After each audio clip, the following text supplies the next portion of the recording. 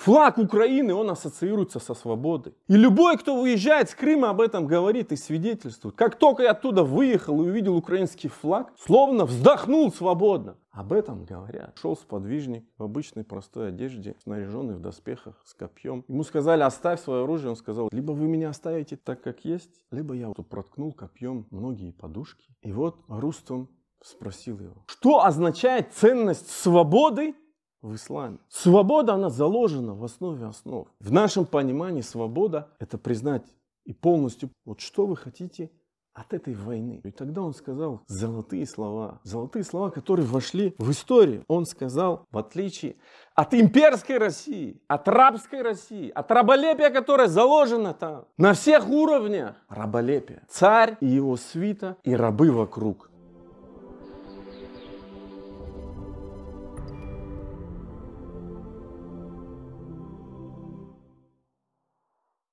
Дорогие верующие, Всевышний Аллах в одной из известнейших сур для всех нас, это суратуль Балад, она содержится в последнем джузе в Коране. Он говорит: «Ба'да'узу билляхи минаш шайтанир раджим». И все вы наверняка знаете эти аяты. «Вахадайнахум надждайн». Разве мы не указали ему на две восходящие тропы? И далее Аллах говорит: «Фалактахама аль-акаба». Но он не стал преодолевать крутую тропу, то есть не пошел по этому сложному пути. «Вама адрака маль-акаба». Откуда ты мог знать, что такое крутая тропа? Факку ракаба. Факку ракаба. Факку ракаба. Это освобождение раба. Освобождение раба. Ау ит'амун фи яумин зи масгаба. Или кормление в голодный день. Ятиман за макраба. Сироту из числа родственников. Ау мискинан за матраба. Или приникшего к земле бедняка. Тумма кана мин аллазина аману ва тавасау биссабри ва тавасау билмархама. А после этого надо быть одним из тех, которые уверовали и заповедали друг другу терпение. И заповедали друг другу милосердие. Уляика асхабуль маймана. Таковы люди правой стороны. Это мекканская сура. Да, контекст про конкретного человека, который потратил, или как утверждал, что он потратил очень много денег в борьбе против посланника Аллаха и тому подобное. Но я сейчас обращаю ваше внимание на то, что это мекканская сура. Представьте, окунитесь в этот контекст исторический. Бедность, нищета, рабство, распространенное в те времена. Сейчас для нас это дико. А тогда это было распространено в том обществе. И это мекканская сура. Эпоха Мекки, не Медины. Речь не идет о строительстве общества, государства, уклада, общежития людей и тому подобное. Ахкямы, законоположения в те времена не спосылаются относительно взаимоотношений человек-бог. То есть вероучение, акида, таухид, иман и так далее. Тем не менее, в этом контексте Аллах Субхану ва Тааля говорит, он не пошел, то есть тот человек, который потратил много и воевал, и сражался, и был врагом посланника Аллаха, не пошел по этой тропе. Что же тебе может знать, что это за тропа? Первое, что упоминает Аллах, говорит: факку ракаба, освобождение раба. На это обращаю ваше внимание, дорогие верующие. Этим я хотел сказать, что свобода, вот свобода, про которую все говорят, на самом деле это величайшая ценность верующего человека. Верующий человек не может быть невольным, он не может быть рабом человека. Он не может быть. Именно это красной нитью прослеживается в законоположениях ислама уже мединских, то есть после того, как произошло переселение пророка ﷺ из Мекки в Медину. И это лейтмотив многих законоположений, аятов и так далее. Приведу некоторые из них. Как ислам боролся против этого. Например, Всевышний говорит в контексте убийства по ошибке. Аят длинный, я не буду весь его цитировать. Но если такое произошло, Всевышний Аллах говорит в качестве искупления, что «Фатахриру ракабатин му'минатин вадиятун мусаллама». Верующему не подобает убивать верующего, разве что по ошибке. Кто бы не убил верующего по ошибке, он должен освободить верующего раба. За такое освобождение верующего раба. Кафара, искупление. Или другой контекст возьмем. Контекст, который, кстати говоря, в те времена и вообще, в принципе, среди арабов, да и сейчас, очень распространен. Это когда кто-то клянется, а потом нарушает свою клятву. Хинф. Что Всевышний Аллах говорит? Аллах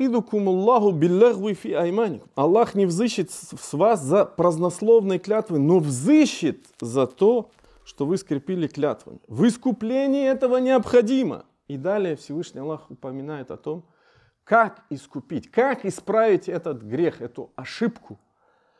И он говорит, накормить 10 бедняков, средним или лучшим, из того, чем вы кормите свои семьи. Или одеть их, или освободить раба. Еще одно законоположение, еще один хукм в том контексте, про который мы говорим. Также Всевышний говорит в контексте вгара. Что такое вгар? Тоже очень распространенное явление. Оно в нашем обществе нет. В наших народах нет. Но тогда это было, возможно, кстати, в нашем народе оно по-другому. Оно как-то может выглядеть на самом деле. Аналогии какие-то можно найти. Но тогда это было сильно распространено. Вгар. Когда мужчина уподоблял свою жену, матери, спине своей матери, для того, чтобы отдалиться от нее. Не давая ей развод, а просто, чтобы не иметь с ней никаких отношений. Это было распространено. Вот такая вот какая-то, я не знаю, мужская уловка, или как ее хотите назовите. И для того, чтобы это пресечь, Всевышний Аллах, он что говорит? Те, которые объявляют своих жен запретными для себя, а потом отрекаются от сказанного, должны освободить раба. Должны освободить раба. Почему так много побуждений в этих ахкямах, законоположениях, нормах, которые вводились об освобождении рабов? Почему в Мекканской суре, когда шел призыв к единобожию, когда ниспослались аяты об имане, речь идет про факку ракаба, про освобождение раба? Потому что это было очень сильно распространено в те времена, если мы говорим про практику. И это следует из слов пророка, который сказал в частности, когда его спросил Абу Зар, радийаллаху анху, он его спросил, «Саальту наби эйлю амали афдаль». О посланник, какое деяние лучшее? Тогда он сказал, «Иманун билля», вера в Аллах, «Ва джихадун фи сабилих», джихад на его пути. «Культу фа эйер рикабы афдаль». И тогда Абу Зар спросил, какую же, поскольку это было актуально, поскольку к этому побуждал ислам, поскольку побуждал к этому Аллах, его посланник, какого раба освободить лучше? И поскольку рабов было очень много. И тогда пророк ﷺ сказал, «А'аляха саманян». Тот, который стоит дорого, то есть потратить больше на этом пути. «Ванфасуха инда ахлиха». Также пророк, мир ему, сказал, вдумайтесь в эти слова. Ан Аби Хурайра, каля Расулуллах, айюмриим муслимин, любой мусульманин, мужчина, который а'така, освободил другого мужчину, мусульманина, истанфадаллаху бикулли удвин минху минан нар. За каждую часть тела освобожденного раба им Аллах освободит его часть тела в огне, в аду. Убережет его от наказания в аду. Муттафакун алей, Муслим Бухари приводит. В другой версии в другой версии хадиса подчеркивается отдельно. Любая женщина,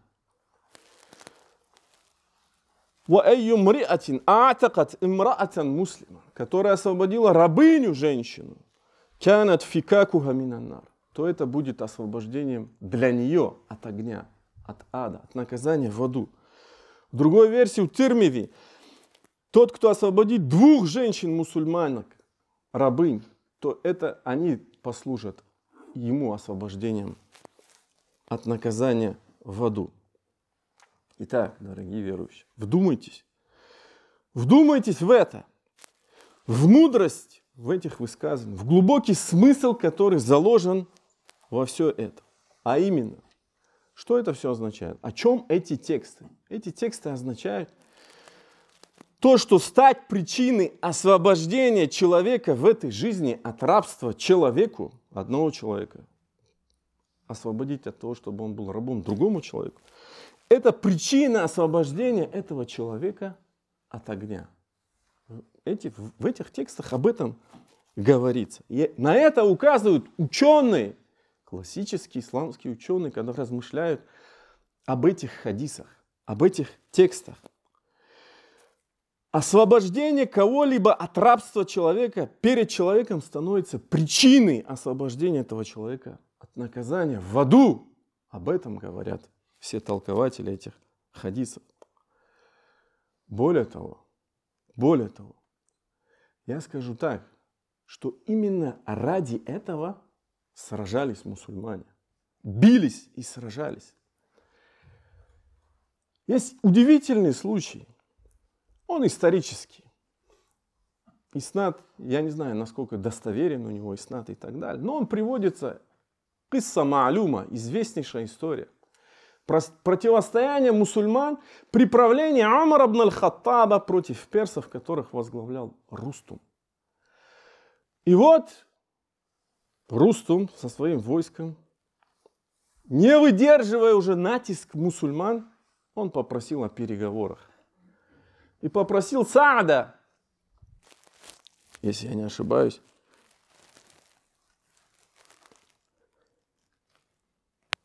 попросил посланца. И в качестве посланца ему отправили Рабаи ибн Абуль Амира. Тот, чтобы принять этого величайшего сподвижника, чтобы как-то расположить его, поставил, то есть украсил свой шатер, поставил эти подушки и тому подобное. Пришел сподвижник в обычной простой одежде, снаряженный в доспехах, с копьем. Ему сказали: оставь свое оружие. Он сказал: извините, вы меня позвали, я к вам пришел. Либо вы меня оставите так, как есть, либо я уйду. Тогда Рустум сказал: нет, впустите его. И он спокойно зашел так, как шел. И упоминается о том, что проткнул копьем многие подушки. И вот Рустум спросил его: что вы хотите? Вот что вы хотите от этой войны? И тогда, и ради этого я привожу эту историю, и тогда он сказал золотые слова, которые вошли в историю. Он сказал: «Инна Аллаха бта'афана», поистине Аллах избрал нас, или выбрал нас, или поставил нас на этот путь, или даровал нам эту миссию. «Линухриджа ман ша'a», для того, чтобы мы вывели тех, кто желает. «Мин айбадати л-айбад», от поклонения рабам, то есть от поклонения рабов рабам, от поклонения людей людям. «Иля айбадати раббил айбад», для поклонения Господу рабов, для поклонения Богу. Вот для чего мы пришли. Вот суть того, зачем мы здесь. И почему наше противостояние. وَمِنْ ضِيقِ الدُّنْيَا إِلَى سَاعَتِهَا. Для того, чтобы вывести людей от узости этой мирской бренной жизни до широты грядущей жизни. وَمِنْ جُورِ الْأَدْيَانِ إِلَى عَدْلِ الْإِسْلَامِ. Чтобы мы вывели людей из несправедливости религии справедливости ислама. Золотые слова, которые вошли в историю. Именно ради этого, по сути, и сражались всегда мусульмане. По сути своей.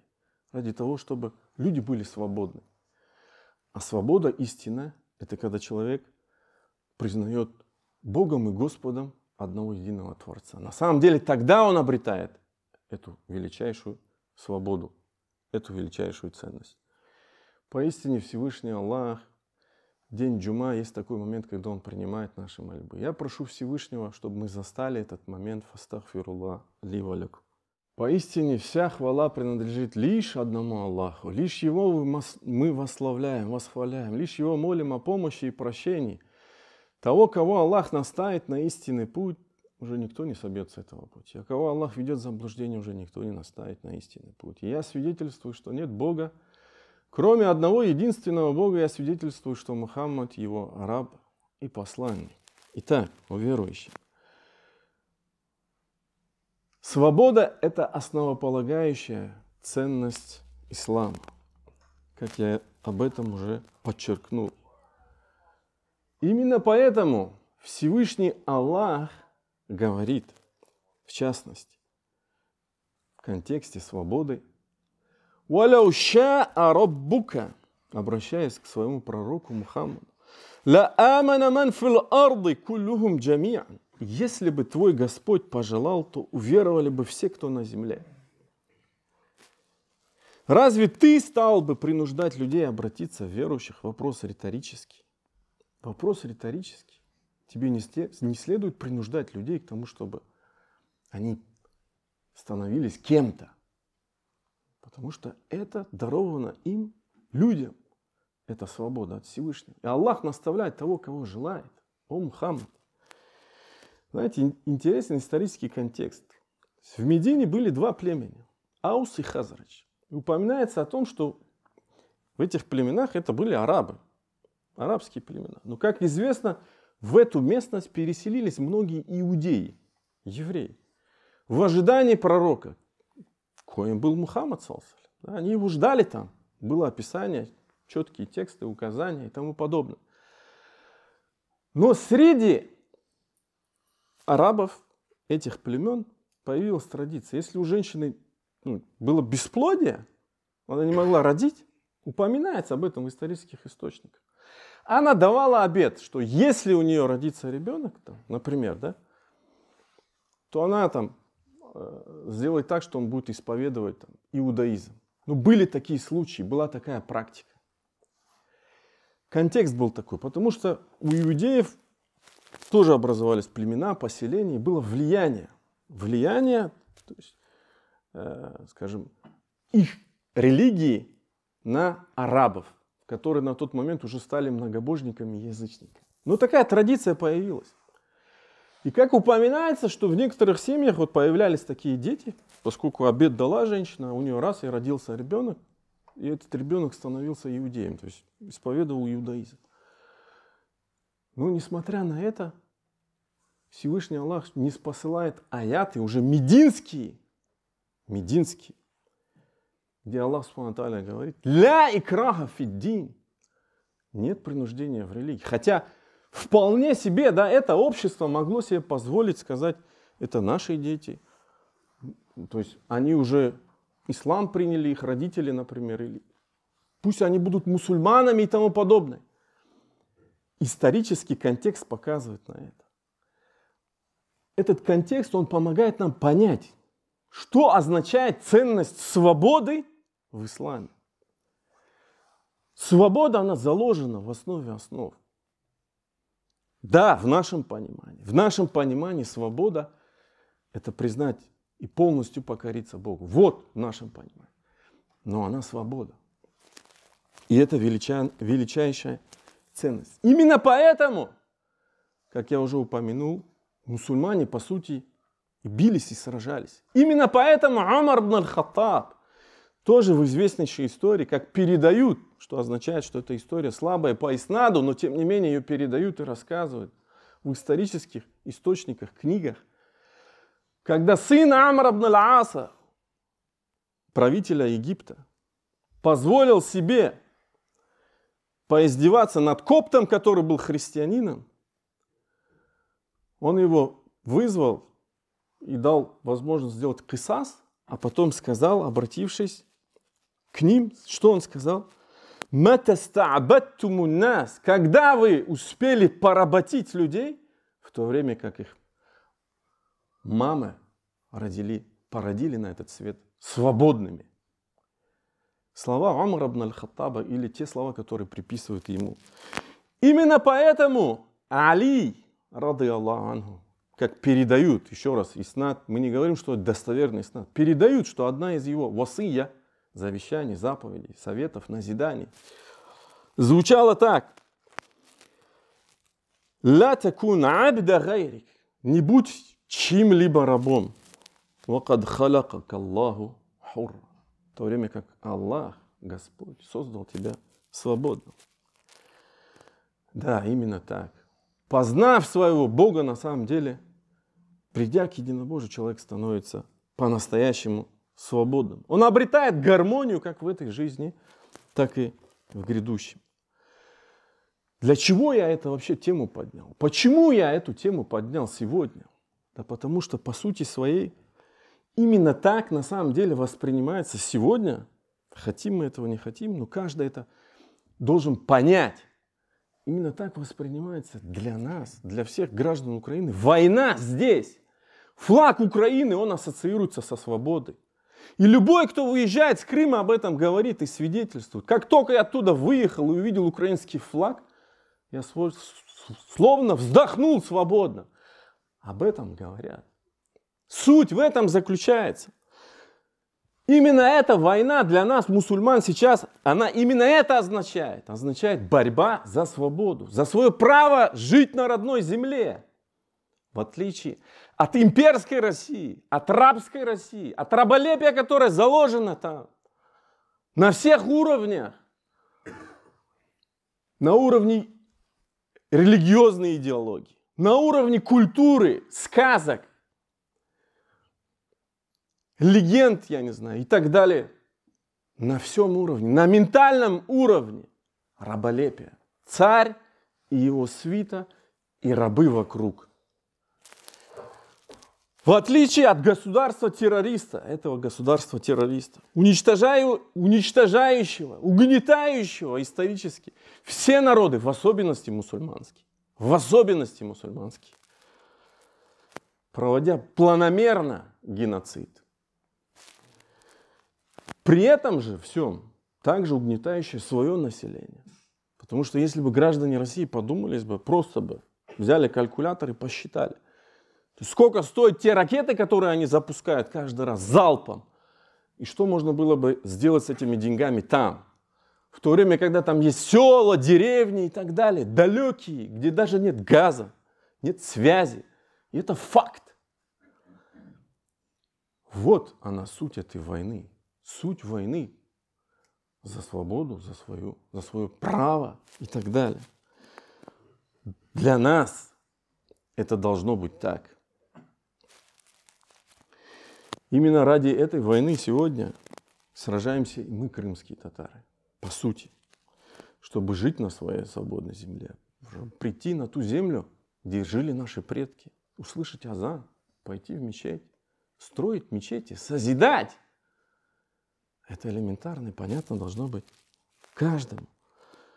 Чтобы не жить в атмосфере того страха, что кто-то тебе там настучит, кто-то тебе там донесет, как это происходит уже с 2014 года, когда дают дикие сроки. И вот сейчас недавно опять дали дикие сроки, это продолжается.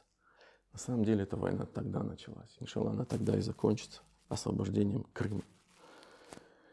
Я прошу Всевышнего Аллаха, чтобы Он нам открыл дорогу в Крым и освободил все земли мусульман, иншаллах, по воле Всевышнего.